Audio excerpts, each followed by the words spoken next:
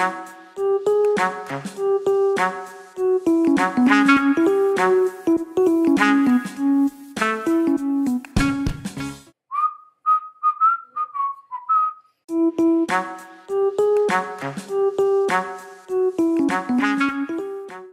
les cinquièmes, donc on n'est pas là pour chanter sous la pluie, on n'est pas là non plus pour voir le fonctionnement d'une chaudière à gaz.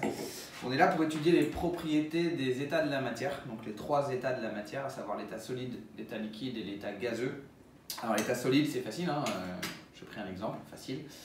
Une spatule, les particules de matière qui sont à l'intérieur, qu'on appelle des atomes, sont accrochés les uns aux autres, ce qui fait que le solide, vu que les particules sont toutes accrochées, si je le prends à partir d'un endroit du solide, eh bien, tout le solide vient à moi.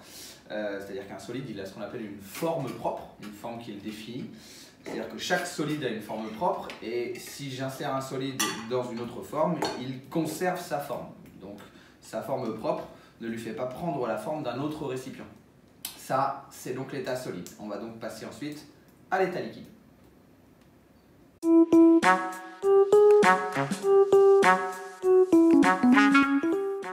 Alors à l'état liquide, l'état liquide, il y a une particularité, c'est que quand on met un liquide dans un récipient, on s'aperçoit que le liquide prend la forme du récipient.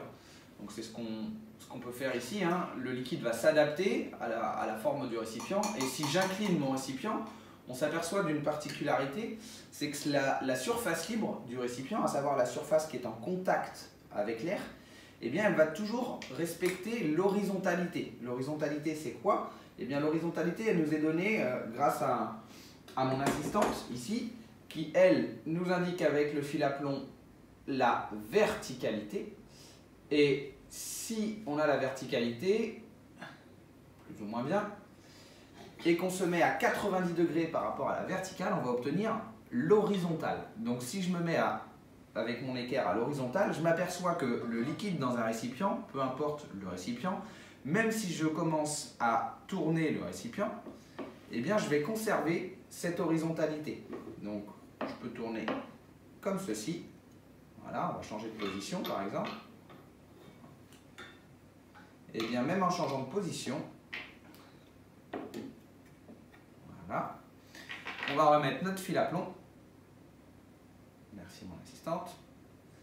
Et je remets mon équerre. Je m'aperçois que la surface libre reste toujours à l'horizontale. Alors heureusement, hein, parce que si on dessinait une piscine, heureusement la surface de la piscine ne suit pas le fond de la piscine, ce qui fait que du coup on a une surface qui est plane, hein, et non pas en dénivelé en copier-coller avec le fond et le bas de la piscine.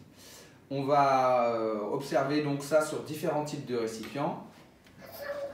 La surface libre reste à l'horizontale, même si le récipient est penché, c'est-à-dire que je peux prendre là encore mon équerre, je m'aperçois que je suis parallèle avec la table, et donc effectivement que la surface libre suit l'horizontale. Autre propriété des liquides, si j'en prélève un petit peu et que je mets ça dans une seringue, que je bouche la seringue, je peux essayer d'appuyer tout ce que je peux, ou éventuellement de tirer, c'est très compliqué. Pourquoi? Puisque les liquides sont incompressibles. Je ne peux pas comprimer le volume du liquide. Je ne peux ni comprimer, c'est-à-dire diminuer le volume, ou étendre le volume de liquide. Voilà. On verra la différence du coup ensuite avec les gaz.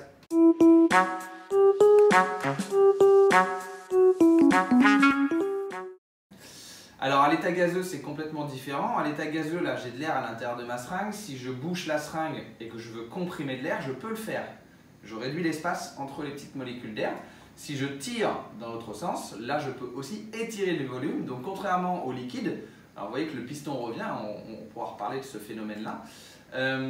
Le volume de gaz augmente ou diminue. On peut dire qu'un gaz est extensible ou compressible. Dernière chose, on peut le voir ici, j'ai de l'eau avec un colorant à l'intérieur, colorant bleu, et si je chauffe cette eau qui est à l'état liquide, elle va passer à l'état de gaz. Et donc en passant à l'état de gaz, eh bien, on va voir que les molécules elles sont comprimées, elles occupent tout le volume qu'on leur offre, et c'est pour ça qu'elles vont venir gonfler le gant. On peut aussi voir avec cette expérience que certains gaz sont colorés, et aussi le phénomène de diffusion.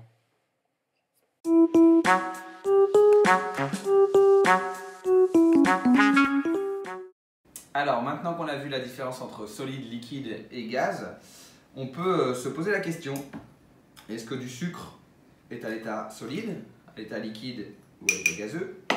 Est-ce que de la farine est à l'état solide, à l'état liquide ou à l'état gazeux? Et je vous incite à faire chez vous, vu que vous avez peut-être un petit peu de temps et surtout un petit peu de maïzena, à réaliser un mélange avec de la maïzena et un peu d'eau. Alors ne mettez pas trop d'eau. Le but est d'avoir un mélange qui ressemble à celui-ci. Et là, effectivement, on peut se poser la question, est-ce qu'on est à l'état liquide ou au contraire à l'état solide? Donc, je vous incite à vous amuser avec ce petit mélange au maïzena et on en reparle la prochaine fois. Et je vous incite aussi à faire l'exercice sur les états physiques que l'on corrigera la prochaine fois. Allez, à la semaine prochaine.